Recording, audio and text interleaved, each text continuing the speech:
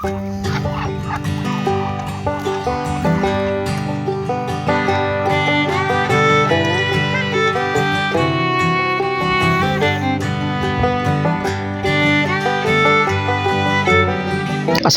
warahmatullahi wabarakatuh. Kembali lagi ke channel saya, Entok Medan Channel. Halo, apa kabar sahabat peternak entok seluruh Indonesia? Apa kabar semuanya? Agar channel ini semakin maju dan berkembang, jangan lupa di like, komen, dan subscribe video ini. Bagi kawan-kawan sekalian, kali ini channel Entok Medan akan membawakan judul tentang pakan rahasia agar indukan entok rajin bertelur, dan per ekornya bisa bertelur sampai dengan 15 sampai dengan 20 butir per indukannya. Oke, simak video ini tanpa di-skip agar teman-teman sekalian bisa paham apa yang akan saya sampaikan di video ini. Nah, sesuai dengan video kita kali ini, itu tentang agar indukan itu rajin bertelur, yang mana produktivitas telur entoknya bisa meningkat dengan adanya pakan yang akan kita bahas kali ini. Nah, untuk meningkatkan nafsu makan entok juga, kita harus memberi pakan yang mana pakan tersebut disukai oleh indukan entoknya.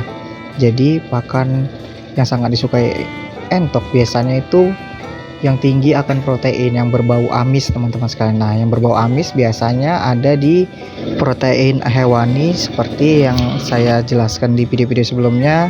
Saya menggunakan limbah ikannya. Limbah ikan ini ada di ikan lele seperti insang ikan lele, usus-usus ikannya.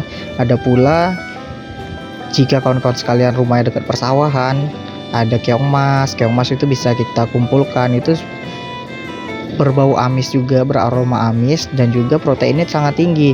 Nah, keong mas juga gratis juga kawan-kawan sekalian, tidak mengeluarkan biaya, hanya mengeluarkan tenaga saja untuk mengumpulkannya. Nah, protein hewani ada di mana lagi? Protein hewani ada di bekicot kawan-kawan sekalian, bekicot, kecot lah kalau bisa dibilang. Nah, itu sangat tinggi proteinnya, jauh dibandingkan dengan keong mas yang ada di persawahan, karena memang lebih besar dia bekicot ini teman-teman, dan postur badannya juga lebih besar, dagingnya juga lebih tebal. Jadi jika kita olah pakan ini itu sangat baik, mau itu pertumbuhan entok, anakan entok, sampai dengan produktivitas telur entoknya semakin meningkat sesuai dengan yang sudah saya jalankan. Malah kecot ini lebih bagus dibandingkan dengan limbah ikan kawan-kawan sekalian, limbah ikan lele, insang ikan lele, kecot. Tapi memang ya kita harus mengeluarkan tenaga lebih untuk mencari kecot ini, karena bekicot ini suka di rerumputan yang lembab, dan juga populasinya sekarang itu sudah semakin sedikit. Nah, selain itu protein yang sangat tinggi juga dapat ditemukan di kerang, kerang air sungai, kerang air tawar lah. Banyak sekali biasanya ada di persungaian, di danau, itu banyak sekali. Itu populasinya masih cukup baik lah kalau untuk di daerah Medan ini, atau apalagi di daerah tempat saya itu kijing itu masih banyak. Cuman waktunya saja kawan-kawan sekalian yang terkadang terkendala di situ untuk mencarinya, karena kan memang harus benar-benar kita masuk ke sungai dan ke danau, itu waktunya masih belum sempat saja kawan-kawan sekalian. Jadi banyak sekali protein hewani yang bisa kita gunakan untuk meningkatkan produktivitas telur entok.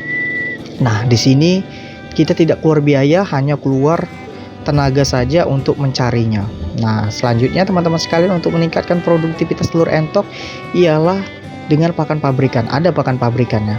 Nah, pakan pabrikannya ialah biasanya di tempat saya itu pakan bebek petelur. Nah, pakan bebek petelur ini diciptakan oleh pabrikan itu khusus untuk bebek,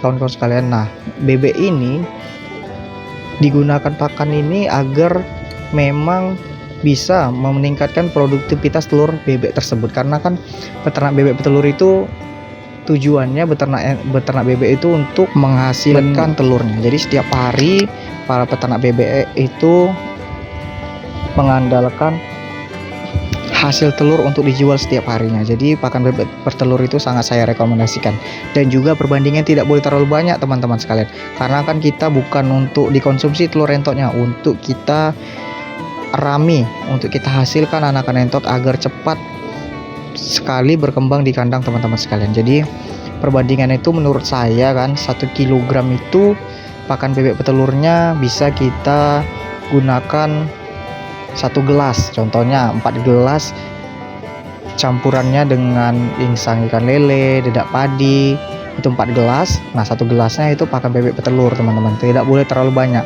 Nah kalau terlalu banyak bisa-bisa indukan entok kita tuh bertelur lancar, tapi telurnya itu tidak keras, telur muda yang keluar masih lembek kawan-kawan sekalian. Jadi saya sarankan jika ada jagung bulat itu teman-teman sekalian, pada saat siang hari itu kita lemparkan saja di area kandang, tidak perlu dicampurkan dengan pakan kita, dilempar saja di area kandang, 5 genggam ataupun 10 genggam per harinya, tergantung populasi kandangnya.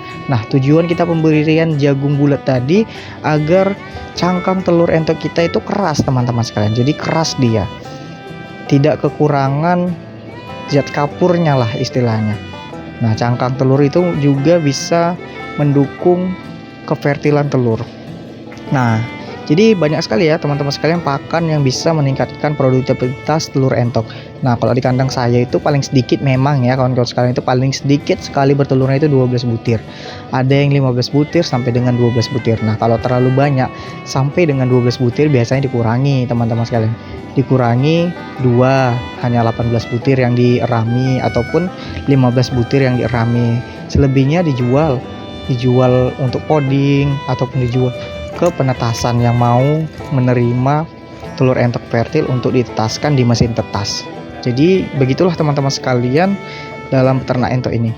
Kita harus pintar-pintar berinovasi untuk menciptakan pakan-pakan alternatif sehingga biaya kos pakan kita bisa turun, bisa rendah, agar keuntungannya bisa kita tuai dengan maksimal. Jadi memang saya terus-menerus mengembangkan beberapa pakan alternatif agar sahabat peternak entok seluruh Indonesia bisa tahu pakan apa saja yang baik untuk kita berikan khususnya dalam beternak entok.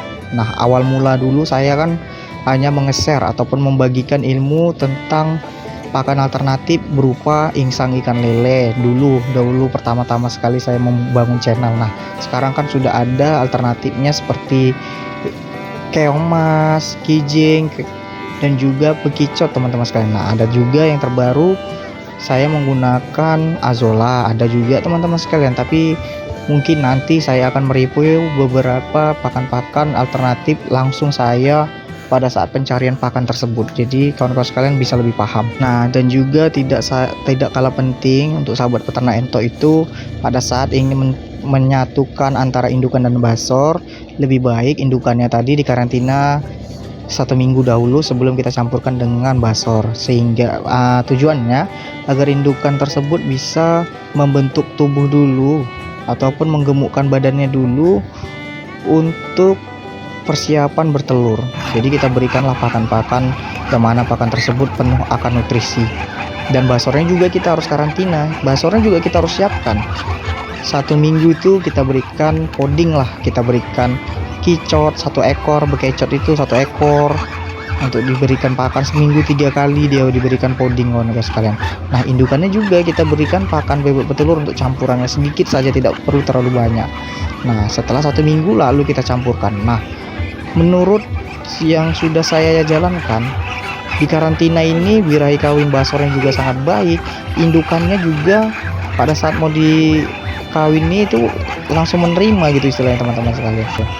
Jadi sangat memudahkan untuk proses produksi telur kita, telur entok kita ini bisa semakin meningkat. Jadi kita gunakan sajalah dulu pakan alternatif yang sudah saya jelaskan di video ini agar sahabat-sahabat peternak entok itu bisa menuai hasil yang lebih maksimal. Ikuti dulu kawan-kawan sekalian, pelan-pelan dahulu, yang mana pertama kali telur entok kawan-kawan sekalian itu biasanya bertelur 10 ekor, 10 butir sampai dengan mengetetaskan 10 ekor anakan entok. Nah nanti kita coba dulu cara ini sesuai yang sudah saya arahkan, langkah demi langkah kawan-kawan sekalian itu ikuti, nanti pasti hasilnya itu bisa lama kelamaan lebih bagus. Intinya indukan kita itu masih muda dan tidak terlalu tua. Nah biasakan indukannya itu kalau mau beli di kandang-kandang yang ada di daerah teman-teman sekalian itu sudah 1 kali menetaskan telur ataupun maksimal itu 2 kali, sehingga indukannya tadi bisa masih jangkanya itu masih panjang saat kita akan pelihara nanti. Jadi memang sangat simpel ya dalam peternak entok ini. Saya rasa paham ya kawan-kawan sekalian penjelasan saya kali ini. Sekian dulu dari channel Entok Medan. Assalamualaikum warahmatullahi wabarakatuh.